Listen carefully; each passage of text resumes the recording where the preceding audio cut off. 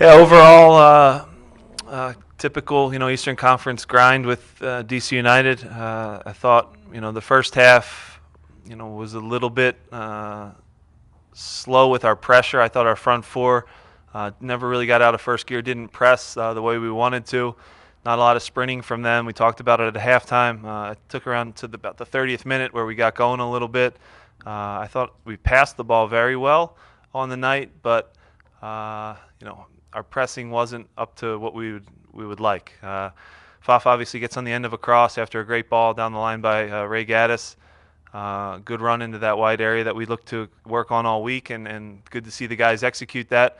And obviously a very good finish. You need your best players at times to really step up in games, and I thought Andre Blake did that tonight. Obviously the PK, that I don't believe is a PK, was a great save. At the end of the game, no excuse for having three guys free in the box, but Andre bailed us out. And again, you'd hate to see such hard work from our guys, and they work hard every game.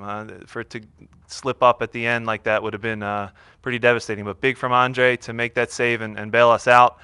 If you talk about a night where guys were willing to roll up their sleeves and fight, I think that was evident tonight. You talk about at the end of the game, Jay Simpson still wanting to press and doing a lot of dirty running for us. Marcus Epps coming into a pretty difficult situation with 5 minutes left in the game to help us close it out and still get pressure to the ball.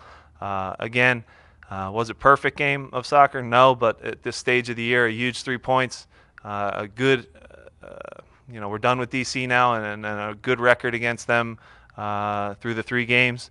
Now we have to look forward to a quick turnaround against Red Bull in the Open Cup, at a tough place to go play. And then obviously New England at home again. Need to take care of business at home. We'll start with Jonathan in the back. Watch the red card yet?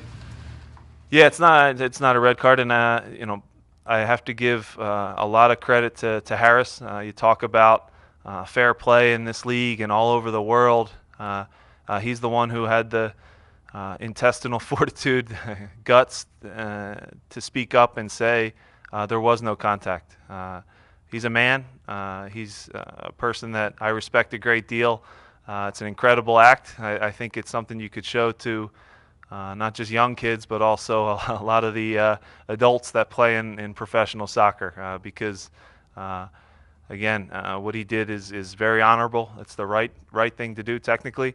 I don't know if I would have done it, but at the same time, no, he did what is right for the game. So I do commend him and give him credit. In a crazy situation, because on the sidelines we're not sure what the heck's going on. You never have seen a red card and then it rescinded. I know the video review is here and had a word to the fourth official about it, but yeah, we couldn't figure out what was going on from our end. But you talk with Harris and you hear what happened, and Acosta as well. Very noble, honorable thing to do for Harris. Go in the back, middle. Jim, Fafa talked about when Andre makes a big save, the emotional boost he gets. Can you see that carry over when he's playing at the level he's playing this game? Of course, yeah. You feed off of that. I think it's the loudest the crowd has been all season too. To be honest, on that save, that was as loud as this place has got and maybe ever. To be honest, that was a really good ovation. I thought they were excellent tonight. They pushed us on. In that moment, though, you could see the players kind of rally around it. I think immediately after that, we had a pretty good response and started to get some confidence back and played some passes. But yeah, to make that save in that spot is what big-time players do. And Andre's a big-time player for us. Obviously, him and going away now, probably most likely to the Gold Cup. He left us with a big present, and hopefully we haven't been finalized on exactly when he's leaving, but at the same time, that was a heck of a performance going into a competition for his country. Can't say enough about the guy in terms of we really needed that tonight. And it's a fine line between wins and losses in this league. We've been on the tough end of some, and tonight we come out on the right end because of a great performance by Andre. We'll go second row, Kevin, middle. You said you didn't think it was a penalty on Gooch. Did you think it was ball to hand or something? Yeah, so if you watch it, and Gooch, even talking with him, and we had actually the view we have of the shot, it's Kemp who can smack a ball. There's no DC player anywhere in the box. The shot is going clearly wide. So again, talk about feel for the game. It deflects off of Gooch's arm for sure. So again, everyone's going to say, well, then it's a handball. For me, it's a natural action where his arm was. It's into the side. I think it's a harsh call against Gooch. But again, if you have a little bit more feel, again, it's quick and it's difficult. But the shot is from really far out. You take everything into it. Is there a DC United attacker there that could get on the end of it? There's no one really there, and it hits his arm. But it's not an unnatural action that Gooch is kind of blocking it to gain an advantage on it. So. Would you say that's different than the one in the first game against them where Richie had the call from closer range and when it looked like it might have been on? Yeah, those ones are these ones are tough, right? So again, it's refereeing is brutal. I would never want any part of doing it. So again, you have to make these snap decisions. I still just feel like in that instance that was a tough one to call because the shot is from so deep and also it gets on Gooch in a way that he doesn't even have time to do anything. So it's more of a ball to hand than Gooch really taking advantage and blocking or protecting himself in any way. We'll go Matt, front row. It looked like on the Fafa goal, I don't know if he was the first choice for that cross coming in, but it seemed Right. like he ran onto that pretty well.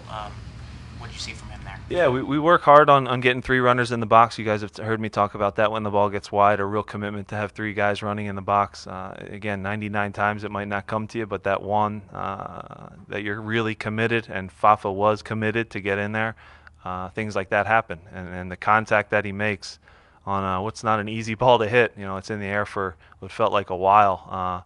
But the contact that he makes is probably puts it in the only spot that you beat Bill Hamid, who again made some saves. Would have liked to have gotten it to 2-0 a couple times there, but Bill made some big saves. And you have two great young goalkeepers out on the field, and we were on the right end of a 1-0 win. And again, a score line that I, as a coach, really like because it shows that we were committed defensively, and our goalkeeper made some big saves as well. We'll do a couple more. We'll go Matt here on the floor.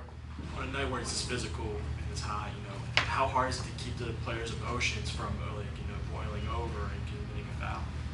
Yeah, we still fouled probably too much in and around the box. You think of the first half, Gooch had one off a throw-in where you give them a pretty good look close to the goal. Staying disciplined is something we talked about. I thought that overall, while we didn't play perfect soccer, I think we still were together. We were committed as a team for the 90 minutes. You had 11 guys that all left everything out there. Were there mistakes? Were there turnovers? Absolutely. Bedoya, I thought, had an excellent game. Ray Gaddis was very good as well. But to a man, if you go through each guy, they checked a lot of positive boxes tonight. And yeah, it's a hot night. DC played Wednesday. Obviously still though throwing Nyarko on at the end is scary with Deshaun and Brown. But our guys were up to the challenge tonight, and they really stuck together. And again, we mentioned it before. Going out in the pregame talk, there's no better feeling than coming back in this locker room with 3 points, and they did that tonight. Go Mark, front row. Jim, you made a change at left back. Just there was no injury, right? No injury, yeah, no injury. Just a situation where we wanted to give Gilly an opportunity. I thought he did very well tonight. Fabi has done some good work defensively. Everyone wants to talk about all the changes we need to make on our back line, but we've given up 20 goals this year, which is third in the Eastern Conference. Could be even lower after tonight, after you see some of the score lines. So I don't think defense is our problem. Team defending has been good. We've given up 20 in now 16 games. That's pretty darn good. So to cue out individuals and blame individuals, I don't believe in that. But at the same time, when your number's called, when you're called upon, step up. And Giuliano did that tonight. Fabi will have opportunities. We have two at each spot in the defensive backfield, and it's a scenario where I trust all of them. They've all had good games for us this year already, and good performances. So it's a good problem to have, but just a decision where I think Fabi was sharp defensively, but lost maybe some balls too easily in the Red Bull game, some turnovers in some bad spots. We talked. It's a hard talk, but he agreed, and it needs to be said too. We have to do a better job. For whatever reason, our attack really shifts in our build-ups to the right-hand side. So you have a look when Fabinho's on the ball, when Gilly's on the ball, when Gooch is on the ball at left center back, and you pick your head up, because I have that same view for the whole first half.